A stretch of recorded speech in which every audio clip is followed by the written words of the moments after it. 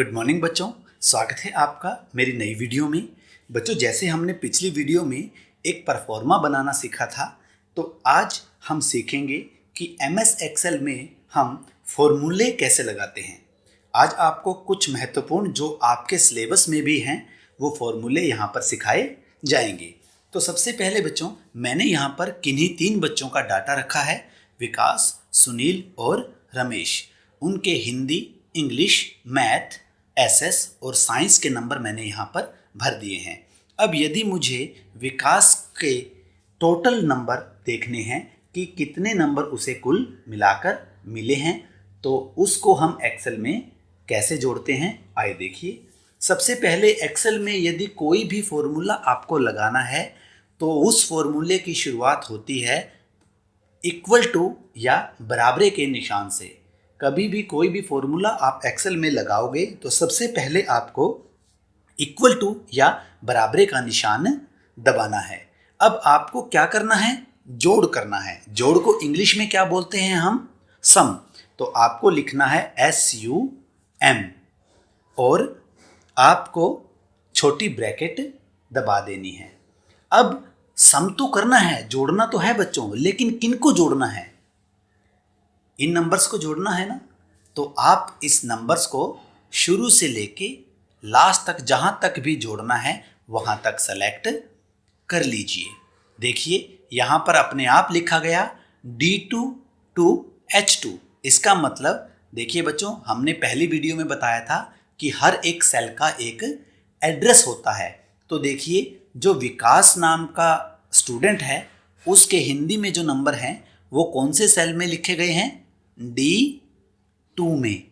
और साइंस के जो नंबर हैं वो किस में लिखे गए हैं, H2 में।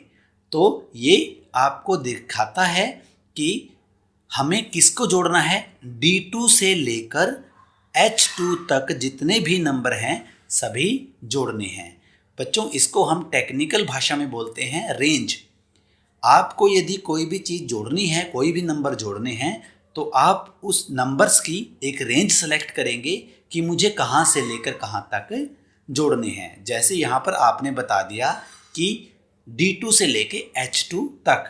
अब छोटी ब्रैकेट बंद कर दीजिए और एंटर का बटन दबाएं। देखिए बच्चों, ये टोटल आपका यहाँ पर हो गया। हम इसे चेक भी कर सकते हैं। मान लीजिए इंग्लिश में मुझसे गलती से 87 नंबर डाल दिए गए, उसके नंबर थे 97। तो जैसे ही मैं 97 लिखूंगा, ये देखिए बच्चों, टोटल में अपने आप बदलाव हो गया। अब बच्चों, इन नीचे जो सुनील और रमेश है, इनके नंबर को बार बार टोटल करने की ज़रूरत नहीं है। इस सेल को सेलेक्ट कीजिए और यहाँ पर कोने पर लेके आइए, ये जो प्लस का निशान बन जाएगा।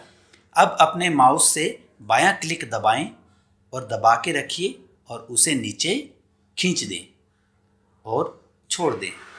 तो सुनील और रमेश का टोटल अपने आप यहाँ पर दिखाई देगा। अब बच्चों, यदि हमने परसेंटेज निकालनी है या इन बच्चों की एवरेज निकालनी है तो उसके लिए भी हमारे पास फॉर्मूला है।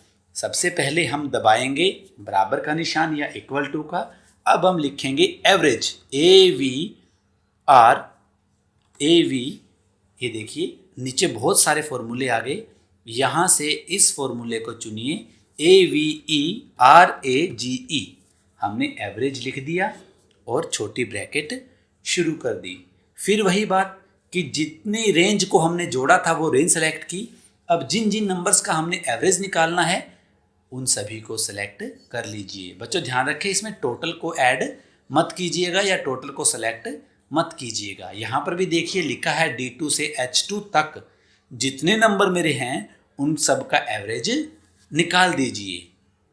अब छोटी ब्रैकेट से इसको बंद कर दीजिए और एंटर दबाएं।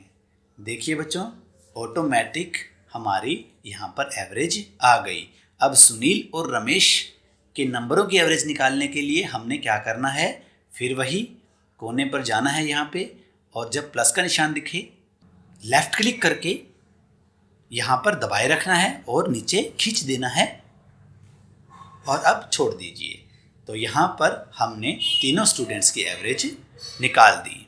अब बच्चों अगर आपको देखना है कि मेरे हाईएस्ट नंबर कितने आए हैं और कम से कम नंबर कितने आए हैं, तो हमारे पास दो फॉर्मूले हैं, मैक्सिमम और मिनिमम का। सबसे पहले हम मैक्सिमम का फॉर्मूला लगाते हैं। इसमें हम बताएंगे कि जो भी रेंज हम सेलेक्ट करेंगे उसमें से सबसे बड़ा नंबर कौन सा है। तो देखिए इसके लिए हम क्या करेंगे, बराबर का निशान लगाएं और लिख दीजिए मैक्स। मैक्स लिखकर आप ब्रैकेट शुरू कर दीजिए।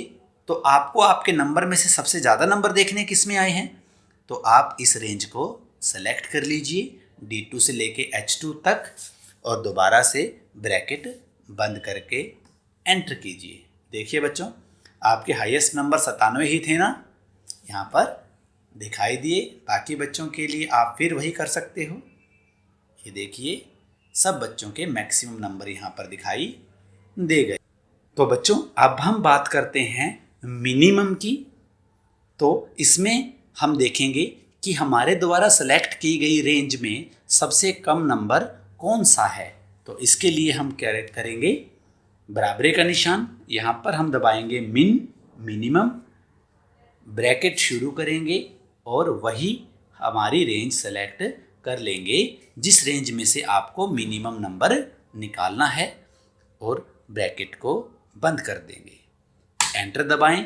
देखिए यहाँ पर आपकी सेलेक्ट की गई रेंज में जो सबसे कम नंबर थे वो यहाँ पर दिखाई दे गए और उसी तरीके से आप बाकी बच्चों के भी मिनिमम नंबर निकाल सकते हो। तो बच्चों ये वो हमारे फॉर्मूलाज थे जो आपके सिलेबस में भी हैं और वैसे भी आपको ज़रूरी यहाँ पर आने चाहिए। बच्चों एक फॉर्मूला और है जो मैं आपको बताना चाहूँगा, वर्गमूल निकालने का। यदि आपको किसी नंबर का वर्गमूल निकालना है तो आप यहाँ पर वो नंबर लिख दीजिए। जैसे मान लीजिए मैंने एक नंबर लिखा 121। यदि उसका वर्गमूल निकालना है तो उसके लिए फॉर्मूला है इक्वल टू यानी कि बराबरे SQRT, स्क्वायर रूट, इंग्लिश में इसको स्क्वायर रूट बोलते हैं, SQRT और ब्रैकेट शुरू कीजिए। आपको स्क्वायर रूट वर्गमूल निकालना है। किस नंबर का निकालना है, इसका। उस पर क्लिक कर दीजिए। ये कौन सा एड्रेस है, D2, अपने आप आ गया यहाँ पर। अब इसको बंद कर दीजिए और एंटर दबाएं। तो देखिए बच्चों ये आपका वर्गमूल यहाँ पर आ गया। तो इस तरीके से बच्चों किसी भी नंबर का आप वर्गमूल निकाल सकते हो। तो बच्चों आज की वीडियो में इतना ही। आगे हम फिर नई नई वीडियोस के साथ आपसे जुड़ते रहेंगे। तब तक के लिए धन्यवाद।